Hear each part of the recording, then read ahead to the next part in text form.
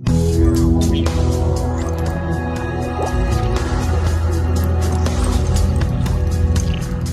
everybody, Harrison101 back at it once again for a brand new video for you, and it's time to return to FIFA 12's Road to the Championship.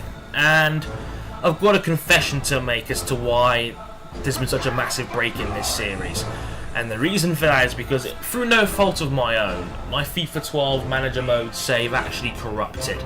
I think my brother made a mistake of turning the console off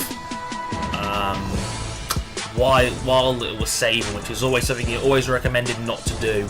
Never turn the console off when he's trying to save something, because there's a good chance it will corrupt the file, and that's exactly what he did.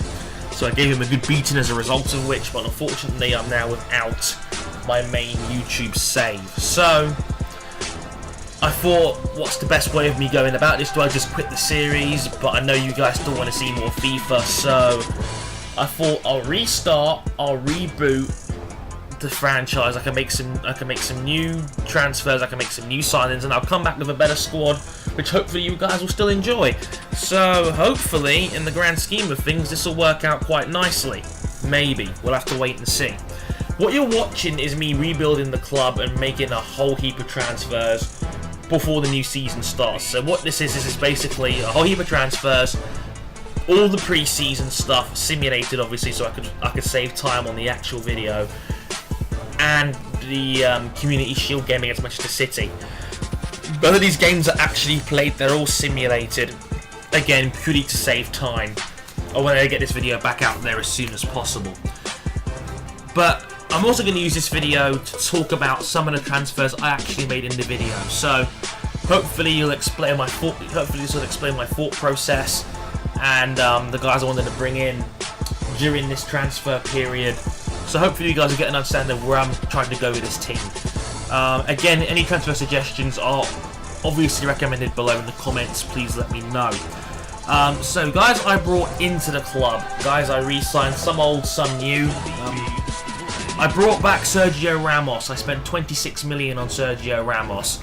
It's a bit more than what I paid for him in the first save, because again, these are players who've had their ratings changed post January update. In January they updated a whole heap of guys' statistics and stats to try and balance the game a little bit more.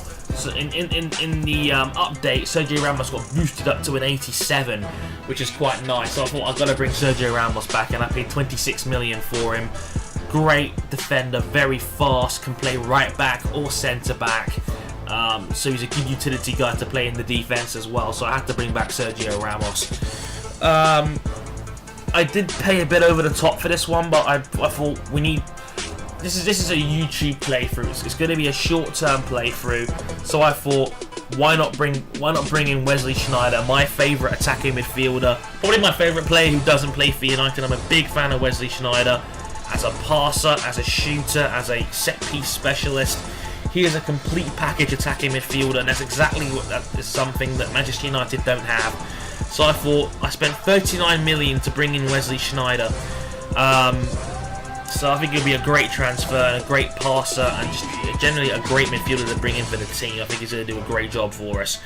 Edinson Cavani I also brought back for 36 million. I've actually saved money on him compared to last transfer window, which I'm quite happy about.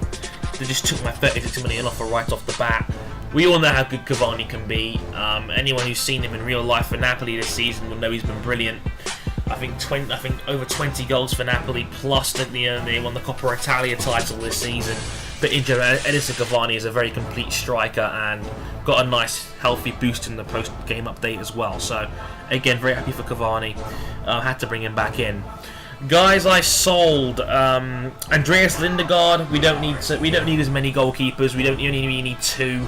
We don't need 4, which is what Manchester United have. So we could afford to sell Lindegaard for 5 million. I hate the fact that they actually nerfed David De Gea's stats down from 80 to 78. I was quite annoyed by that. And by FIFA logic, that meant Lindegaard was the starting goalkeeper, which I thought was dumb. So I sold him for 5.5 million, same as his market value. Tom Cleverley I sold, wasn't a fan of him in my last game through in pre-season. I think he's a bit crap, to be honest with you. I sold him to QPR for 9 million, wasn't a big fan of him, so I sold him as as a guy. We've already got a whole heap of midfielders. We don't need to spend money on more of them, in my opinion. That's just me. So we sold cleverly for 9 million to QPR. Dimitar Berbatov I sold for 10.5 million to Sevilla. Again, we don't need to keep a striker that old. Past his prime, we're going to start declining soon. We don't need Dimitar Berbatov. We've got Danny Welbeck who will raise and mould into that system quite nicely. So we sold Dimitar Berbatov for 10.5 million to Sevilla. Johnny Evans I sold for 5.5 million. I think it was to Bayer Leverkusen. I can't remember 100% off the top of my head if it was, because I did film this a little while ago. But again, Evans with so many centre backs at the team, we don't need him anymore, so we can sell Johnny Evans. The big one was Chicharito, Javier Hernandez, 26.5 million. We sold him to Malaga, you know, because Malaga is a team in this game that gets a whole heap of money. So we took advantage of that. Sold Hernandez to Malaga for 26.5 million. Great move for him. That's probably part of the reason why we got an upgrade and bought Cavani in instead. So I'm very happy to hear about that. And we sold the older Rio Ferdinand for 7.5 million to, I think it was Newcastle. No, so it was Newcastle. It was actually Inter. We sold him to Inter for 7.5 million. Again, older guy, going to start declining. Demands quite a hefty wage packet. Not worth keeping. So out with Rio Ferdinand. The other guys I still have transfer listed are Anderson because of his high value. He's worth 10.5 million, which is good money we'll get for him. So I can hopefully sell him to get one more transfer at centre midfield. A better version of Anderson, in my opinion. You'll see who I mean later down the line. Park, fringe player at best. He's 30. He's at 81 rated. He's going to start declining soon. So we're going to get rid of Park. Patrice Evra. I know he's a decent left back still, but he's worth 12.5 million, and he's got a very high wage packet. 110,000 a week is very high to pay a guy who's 31. He's going to be 32 by the end of next season. Don't want to keep him for that kind of price. Valencia, only really because I want to bring in another winger. I'm hoping to get an improvement. Maybe Ezekiel Lavezzi or Eden Hazard will be a nice guy to bring in for that. So hopefully I can sell Valencia for some decent money to counteract that. If not, I'll keep him because he's still a very viable right back solution or right midfielder depending on the situation.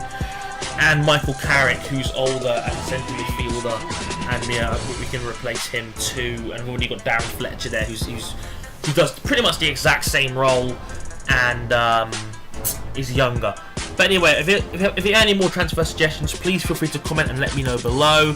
I hope you enjoyed the video, and I will catch you next time. Like, comment, and subscribe. Forza returns later in the week. I've been Harrison. Thank you very much for watching, and I'll catch you next time. Sayonara.